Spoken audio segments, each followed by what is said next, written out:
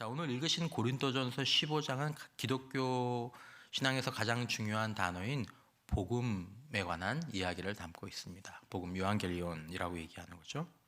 그리고 복음으로 시작해서 부활로 끝나는, 그러니까 고린도전서 15장은 막 부활에 대한 얘기로, 복음으로 시작해서 부활에 대한 얘기로 꽉 차 있는 그런 말씀입니다.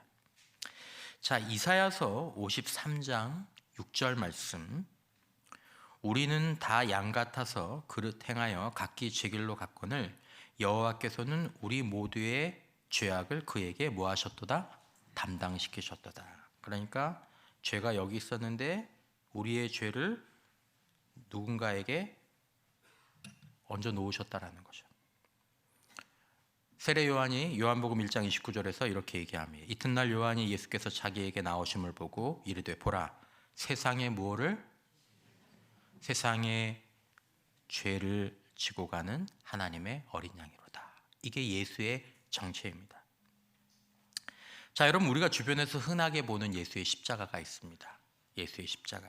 그게 무엇이냐? 그것은 단순히 성자의 죽음이 아닙니다. 어린 양의 그림을 한번 보시면 이 예수의 십자가는 우리의 죄를 위한 제사로 하나님이 준비하신 것입니다.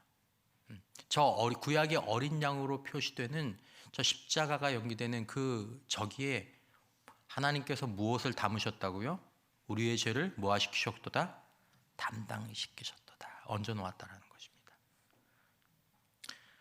구약시대에 죄를 지은 사람은 자기의 죄를 위해서 자기가 흠 없는 어린 양을 준비해 가지고 와서 그 어린 양 위에 자신의 손을 얹고 저는 죄인입니다. 저는 이런 죄를 범했습니다. 용서해 주십시오. 라고 기도를 하면 그 사람에 있는 죄가 이제 그 어린 양에게 넘어갑니다. 담당합니다. 그래서 이 어린 양을 죽이면 그 죄가 함께 죽는 것이고 내가 죽는 것이 부분적으로 어떻게 인정이 되는 거죠.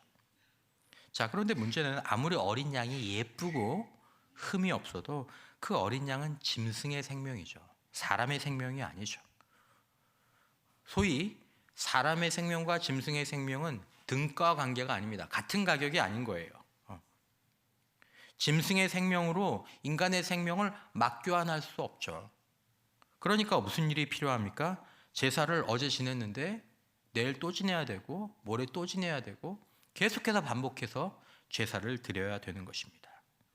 자, 구약에서 이렇게 어린 양에게 죄를 담당시켜서 하는 이 어린 양 제사는 바로 세상 죄를 위한 하나님이 예비하신 어린 양 예수 그리스도의 십자가의 죽음을 가리켜주고 그 죽음을 설명하는 것입니다. 자, 우리는 어떻게 영원하고 완전한 죄 사함을 이룰 수 있는가? 내 모든 죄, 과거의 죄, 현재의 죄, 큰 죄, 작은 죄, 감춰진 죄, 드러난 죄, 그 죄에 대한 모든 죄에 대한 삶을 어떻게 이룰 수 있는가? 그것은 우리가 준비한 재물이 아니라 하나님이 마련하신 재물.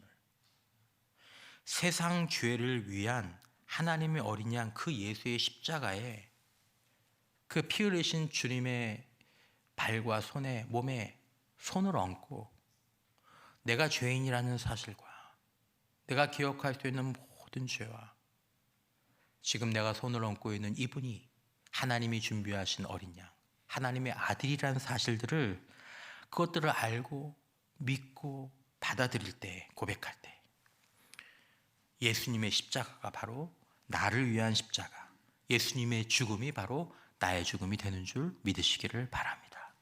그 어린 양 사건. 자, 이사야는 성령으로 예수님이 태어나시기 700년 전에 이렇게 예언하였습니다. 이사야서 1장 18절.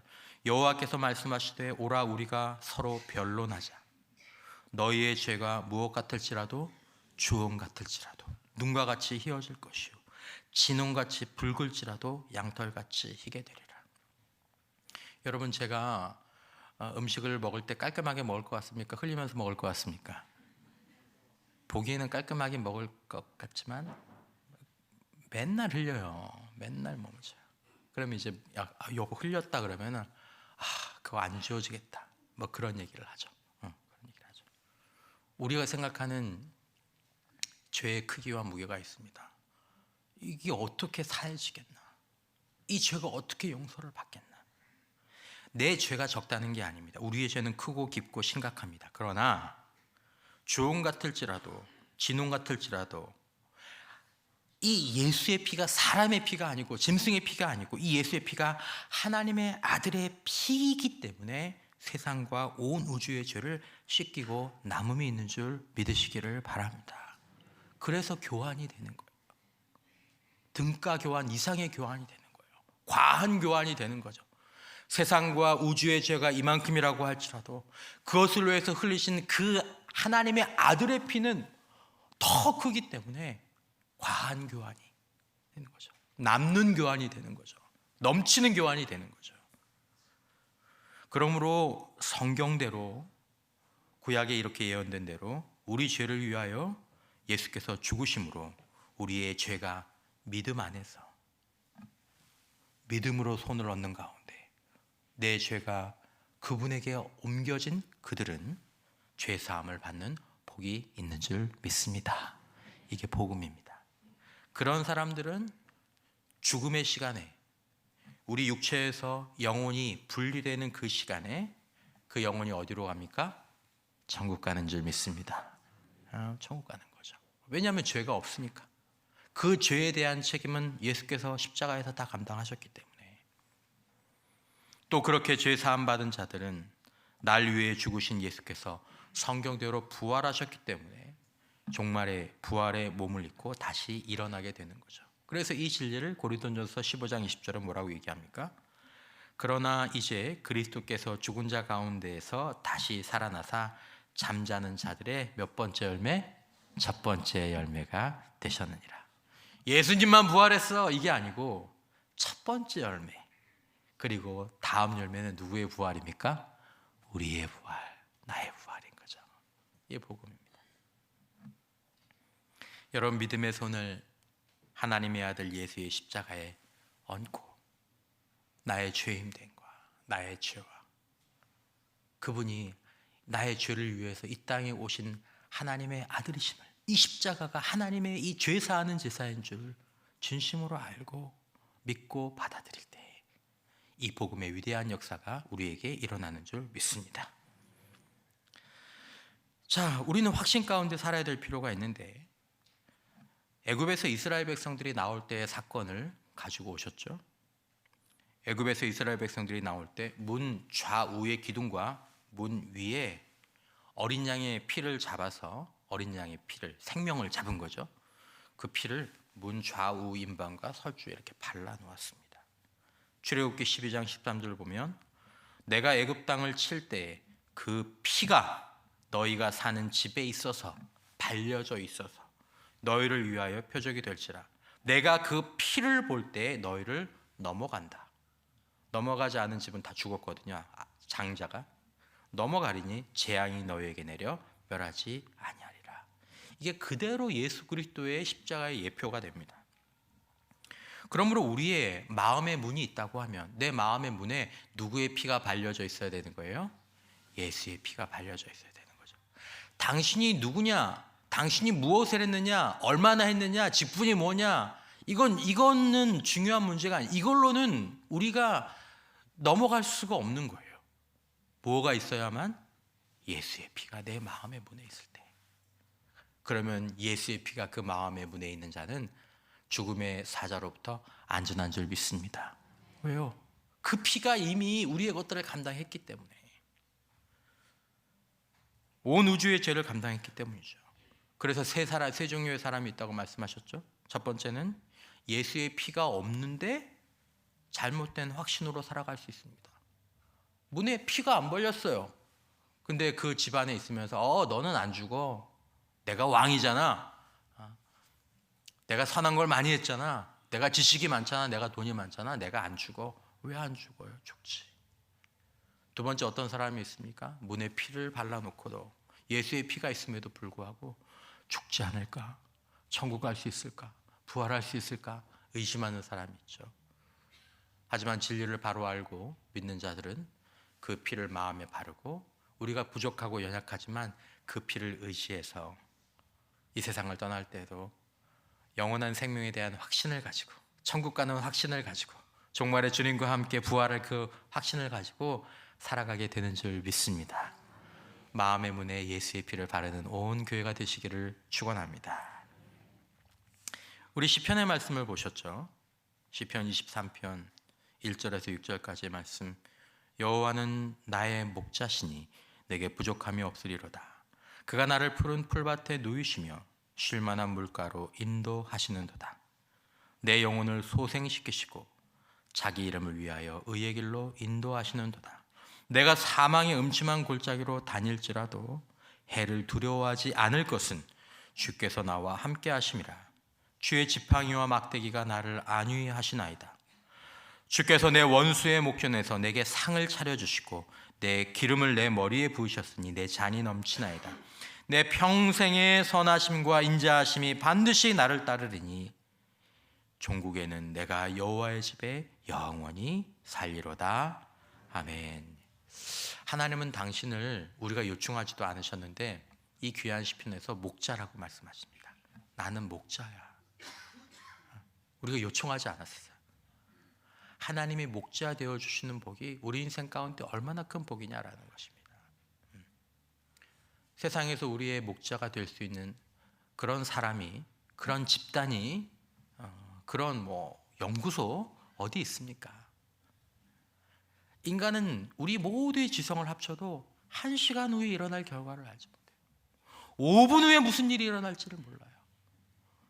우리 한국 축구 대표팀이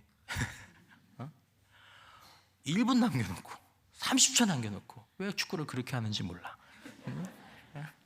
모르니까. 여러분 알면 와 하겠어요?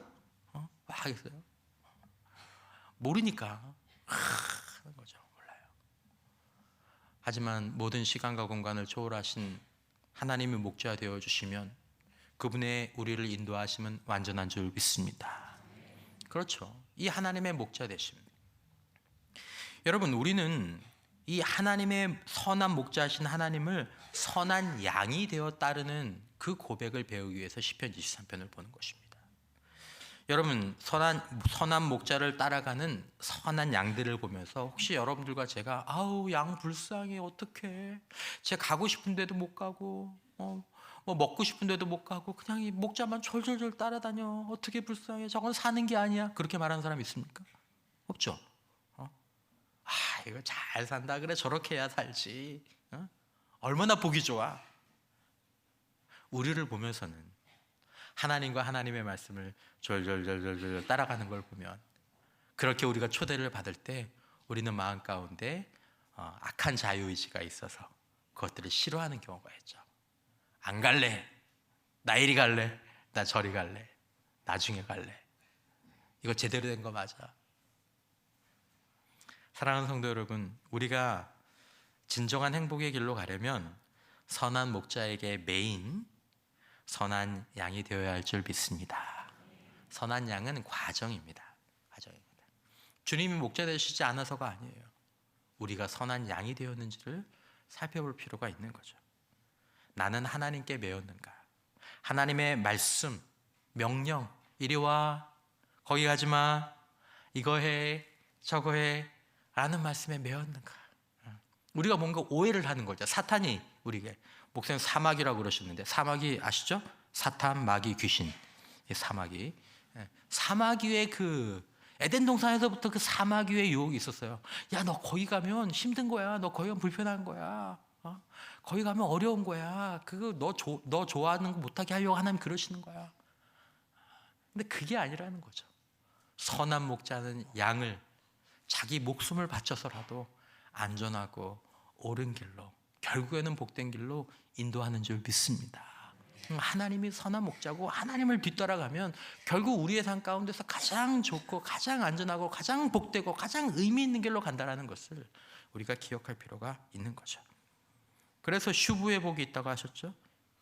회개의 복, 회개하면 회복의 복이 있고 이 슈브의 복은 부흥의 복이 있고 하나님은 이 복을 우리에게 주시려고 우리를 인도하시고 이끄신다라는 것입니다. 지금 여러분들 인생을 오래 살아오신 분들, 여러분들의 인생의 목자는 누구였습니까? 여러분들의 인생의 핸들은 누가 쥐고 있었습니까? 그래서 어디까지 오셨습니까? 어떻게 오셨습니까? 지금이라도 늦지 않았습니다. 내 인생의 목자를 하나님으로 두고 사는 복된 선한 양들이 되어야 할 줄 믿습니다. 하나님께 양들은 귀하죠. 귀하죠. 양이 때로는 사망의 음침한 골짜기로 접어들 때가 있습니다. 여러분, 사망의 음침한 골짜기로 접어들 때 때로는 어떤 양들은 목자를 떠나서 그 사망의 음침한 골짜기로 가는 경우도 있지만, 하나님이 나의 목자가 되심에도 불구하고, 내가 하나님의 뒤를 졸졸 따라감에도 불구하고 오늘 본문에 보니까 뭐라고 나와요? 사망의 음침한 골짜기로 지나갈 때가 있다는 거예요. 그러니까 그때 포기하면 안 된다는 거죠. 그때 의심하면 안 된다는 거죠. 사망의 음침한 골짜기는 끝이 아닙니다. 과정입니다. 사망의 음침한 골짜기는 의미가 있습니다. 아마 부모님들 가운데 자녀들에 대해서 그런 생각을 하시는 분들이 계실 거예요. 저도 아내와 그런 얘기를 이렇게 좀 나눴는데, 이건 뭐 일반적인 얘기는 아닙니다. 뭐냐면 어느 집안의 가정 형편이 어려워요. 부모님이 사업을 하시다가 어려움을 당해서 자녀들을 이렇게 학비도 대주지 못할 그런 형편에 처한 그런 가정들이 있는 경우들도 많이 있죠. 다는 아니라고 할지라도 그 가정의 상당수의 가정의 아이들이 일찍부터 자기 인생을 책임지고 사회를 알고 부모의 수고를 알고 돈의 소중함을 알고 열심히 일하고 성실하게 일하면서 자신의 인생을 잘 세워가는 것들을 보게 됩니다. 그 가정의 고난이 그 아이에게 유익이 된 줄 믿습니다. 고통과 고난이요, 거의 대부분 유익을 주게 됩니다. 그렇다고 해서 가정 형편이 좋고 잘한 아이들이 문제가 생긴다, 그런 건 아닙니다. 근데 우리가 그냥 편한 말로 우리 애들이 막 그렇게 할 때 뭐라고 얘기합니까? 저것들이 뭘 안 해봐서 그래? 고생을 안 해봐서 그래. 고생을 알면 이제 아는데. 신앙에도 그런 게 있는 거죠. 사망의 음침한 골짜기, 하나님 주님 따라갔는데 왜 인생이 광야로 가요? 거기에는 의미가 있다는 거죠. 우리가 포기하지 말아야 될 줄 믿습니다. 포크를 내려놓지 말아야 될 줄 믿습니다. 손님, 제일 좋은 건 아직 안 나왔습니다. 제일 좋은 건 다음에 나옵니다. 하나님이 예비하신 그 길을 선한 양이 되어서 따라가는 저와 여러분이 되어야 할 줄 믿습니다. 출애굽기 3장의 말씀을 보면서 모세가 불타는 떨기나무 가운데에서 하나님을 만났던 그 장면이 나옵니다. 바로 사진 올려주시고요. 자, 불타는 떨기나무 가운데에서 하나님께서 모세를 부르셨습니다. 여러분 아시는 것처럼 모세는 성경을 몰라도 그냥 위대한 지도자로 알려져 있는 분입니다. 하나님의 위대한 종 이 모세의 인생은 그럼 위대했는가? 아니요, 위대하지 않았습니다. 그의 환경은 위대했는가? 위대하지 않았습니다. 광야의 떨기나무처럼 그냥 굴러다니는 거죠. 뭐 무가치해 보이는 거죠. 저거 뭐 어디에, 광야의 떨기나무를 어디에 쓰겠어요? 근데 하나님은 자신의 임재를 거기서 드러내시면서 모세를 거기로 부르셨습니다. 모세를 부르실 때 모세의 나이는 80세라 그러죠. 인생의 전성기를 지난 것으로 보입니다. 모세는 자기의 양도 없었습니다. 모세가 자존감이 있었겠습니까? 옛날에 왕자로 살 때는 자존감이 있었겠지. 자신감도 잃었습니다. 다 잃었는데 인생에 대한 기대감이 있을까요? 없었을 것입니다. 자신의 인생의 타이밍과 전성기를 놓친 사람 같이 보일 수 있습니다. 그러니까 모세한테 하라고 하시는데 모세가 뭐라 그래요? 아멘, 주님, 제가 기도하고 있었습니다. 그렇게 얘기하지 않고 뭐라 한다 그래요? 못해요. 그래도 못해요. 하나님이 성질 내셨잖아요. 이래도 못하냐고. 그래서 성질 내셨. 왜 내가 보기에는 그냥 떨기나무 같은 인생, 초라한 인생, 아무것도 못할 인생. 그러나 하나님은 바로 그때까지, 모세가 자신의 인생을 실패로 정리할 때까지를 기다리셨다가 부르셨습니다. 하나님의 가장 좋은 타이밍이 인간에게 보이기에는 가장 늦은 것처럼 보이고 가장 안 좋은 것처럼 보이는 때가 너무 많은 거예요. 떨기나무 같은 인생을 하나님이 사용하시기를 기뻐하시는 줄 믿으시기를 바랍니다. 이것도 복음이에요. 하나님은요, 우리가 겸손한 떨기나무 같은 자가 되기까지 모세를 기다리십니다. 힘이 더 있을 때, 돈이 더 있을 때, 능력이 더 있을 때 사용하시면 좋을 것 같은데 아닌 거죠. 링컨이 떨기나무 같은 인생이었습니다. 하나님의 많은 사람들이 그랬습니다. 고린도후서 12장 10절에 보면, 그러므로 내가 그리스도를 위하여, 사도 바울이 얘기해요, 약한 것들과 능욕과 궁핍과 박해와 공고를 뭐하노니? 기뻐하노니. 이는 내가 언제? 약한 그때에 뭐함이라? 강함이라. 내가 떨기나무와 같은, 백향목나무 같은 때가 아니라 내가 떨기나무와 같은 그때 하나님의 불이 나에게 임재하셔서 내가 강했다라는 거죠. 모세의 어머니 요게벳이 모세를 위해서 기도했습니다. 링컨의 어머니 낸시가 링컨의 어린 시절부터 기도했습니다. 링컨이 크는 걸 보지도 못하고 우리 낸시는 죽었죠. 목사님 말씀하셨던 초대 연세대 총장 백낙준 박사의 무당이었던 어머니, 회심하여 예수 믿은 그 어머니의 기도가 있었습니다. 작년 부흥에 오셨던 백동조 목사님의 어머니의 기도, 박성규 목사님 간증하셨던 그 어머니의 기도. 기도가 인생의 운명을 완전히 바꿔놓는 줄 믿으시기를 바랍니다. 기도로 자녀를 키우고 약한 사람이 기도 가운데에서 강해지는 거죠. 하나님의 불이 임한 떨기나무 같은 인생은 백향목보다 귀하게 쓰임받는 줄 믿습니다. 우리의 연약함이 문제가 아닙니다. 문제는 하나님 앞에 맡기지 않는 거죠.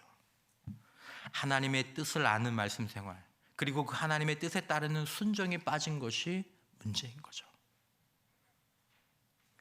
모세나 엘리야나 사도 바울이나 칼빈이나 링컨, 많은 사람들이 우울증이 있었어요.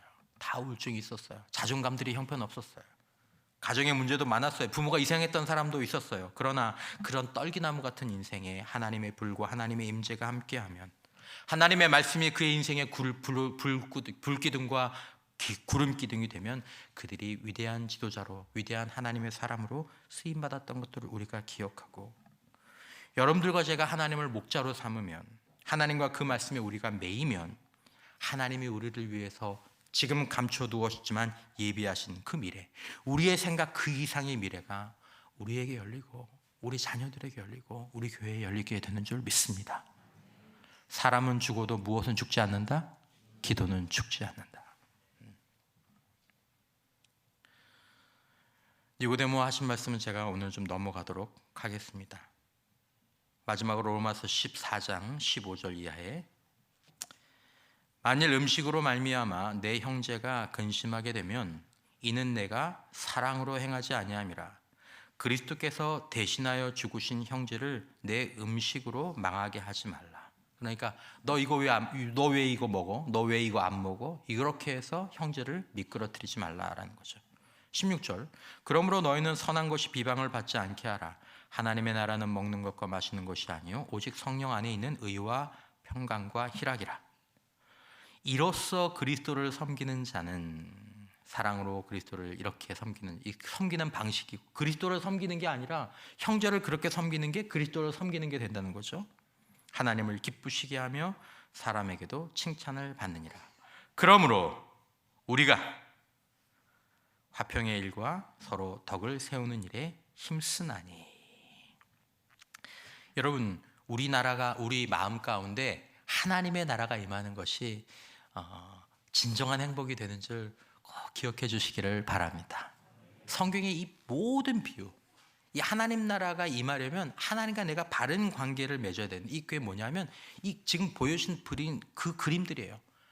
주님의 양이 되고, 주님의 나뭇가지가 되고, 주님 곁에 심겨진, 시냇가에 심겨진 그런 나무가 되고, 이 다 그래. 주님 품에 안겨 있는 아기 같은 자가 되고, 이것이 이루어져야 하나님 나라가 우리 안에서 이루어지게 되는 거예요. 그 나라는 확신의 나라고, 회복의 나라고, 행복의 나라고, 축복의 나라입니다. 그러므로 우리가 예수를 따르는 자가 되어야 하고, 선한 양이 되어 목자를 따라야 하고 포도나무에 잘 붙어서 매여 있는 그런 가지가 되어야 되는 거죠. 그리고 이 본문 가운데에서 목사님이 딱 우리에게 알려주셨던 중요한 진리가 뭡니까? 하나님 나라가 평강 속에 임하는데 평강을 깨는 게, 오늘 이 고린도전서 말씀 평강을 깨는 게 뭐였어요? 비본질적인 걸 가지고 비난하는 거예요. 너 왜 이거 먹어? 너는 왜 이거 안 먹어? 이걸 가지고 막 하는 거죠. 평강이 깨진 이유는 부부간에, 성도간에, 그리고 내 마음 가운데 평강이 깨지는 이유는 비본질적인 것을 가지고 본질적인 것처럼 주장해서 사랑이 깨지고 화평이 깨지는 거죠. 여러분, 김장김치에 젓갈을 갈아서 넣어야 됩니까? 아니면 젓갈을 통으로 넣어야 됩니까?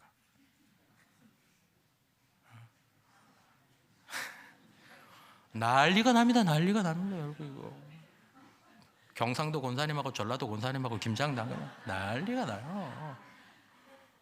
종교가 다른 것 같아요. 깍두기를 크게 썰면 선이고 작게 썰면 악이냐.